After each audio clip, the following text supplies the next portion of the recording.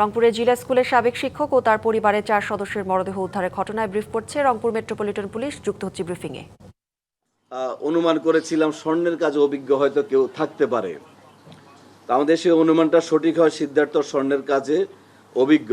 তারপরে তারা এই ঘটনাকে ডাকাতি বলে যেন পুলিশ মনে করে, সেজন্য তারা ইচ্ছাকৃতভাবে জিনিসপত্র এলোমেলো করে, অর্থাৎ তদন্তকে ভিন্ন খাতে প্রবাহিত করার জন্য ইচ্ছাকৃতভাবে এটা করে।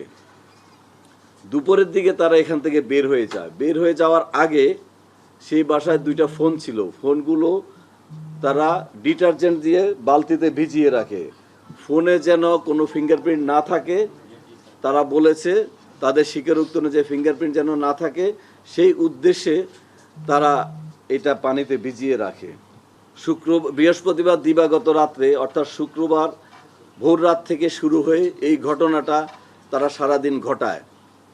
তারপরে তারা যাওয়ার সময় এই যে আমরা কিছু স্বর্ণ অলংকার ওদের দেখানো মতে উদ্ধার করেছি, এগুলো তারা নিয়ে যায়। নিয়ে ওরা মন্দিরের পিছনে একটা পরিত্যক্ত বাড়ির পরিত্যক্ত জায়গায় সেখানে রেখে দেয়। তাদের দেখানো মতে আজকে এই আলামতগুলা জব্দ করা হয়। মুগ্ধের মামাতো ভাইয়ের ছেলে সিদ্ধার্থ, অর্থাৎ তারা দুইজনে আত্মীয়।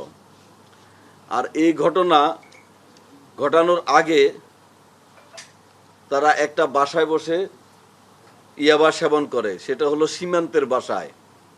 সীমান্ত খুনের সাথে ছিল না, কিন্তু সীমান্তের বাসায় তারা বসে ইয়াবা সেবন করে। ইয়াবা সেবন করার পরে তারা এই বাসার ছাদে এসে সেবন করে। মুগ্ধ সিটি বাজারে মাছের দোকানে কাজ করে, রামনাথের মাছের দোকানে। নগদ নিয়ে এলো হার নামানা হার অফার।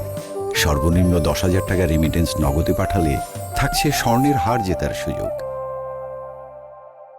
মুগ্ধের বাসার সামনে খুশি ওরফে প্রশান্ত নামক ইয়াবা ব্যবসায়ীর নাম পাওয়া গেছে, যে ইয়াবা ব্যবসা করে এবং তার থেকে ইয়াবা কিনে নেয়।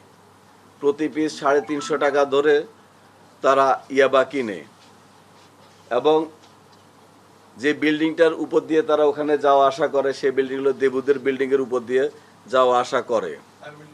দেবুদের বিল্ডিং, পাশের বিল্ডিংটা গণপতি স্যারের বিল্ডিংয়ের ছাদে বসে তারা এভাবে নেশা করে। স্যারের ওয়াইফকে তারা কাকি বলে সম্বোধন করত। তো ছোট ছেলেটাকে মারার কারণ হলো সিদ্ধার্থের একটা ছোট ভাই আছে অপূর্ব। অপূর্ব এই খুন হওয়া নিষ্পাপ শিশু প্রিয়মের সাথে খেলাধুলা করে, এবং প্রিয়ম এই খুনিদেরকে চিনে। প্রিয়ম এবং অপূর্ব ছোট ছোট শিশু, তারা বন্ধু বান্ধব একসাথে খেলাধুলা করে। তখন সিদ্ধার্থ সিদ্ধান্ত নেয় যে প্রিয়মকে দুনিয়া থেকে সরায় দিবে। সিদ্ধার্থ এবং মুগ্ধ দুইজনে একসাথে ঝাঁপিয়ে পড়ে নিষ্পাপ শিশুর উপর, কাপড় পেঁচিয়ে হত্যা করে, তার চোখ ঠিকরে বের হয়ে যায়। এরপরে বালিশ চাপা দিয়ে হত্যা করে। তারপরে আমি যেটা আগে বলেছি, তারা খুনের পরে গোসল করে ওখানে বসে খেজুর খায়, ওখানে বসে ইয়াবা খায়। তারপরে যখন দুপুরের দিকে ফাঁকা হয়ে যায়, পাশের বিল্ডিংয়ের ছাদ দিয়ে লাফ দিয়ে বসে তারা চলে যায়। এর আগে ওরা ওখানে চেয়ারে বসে রেস্ট নেয়।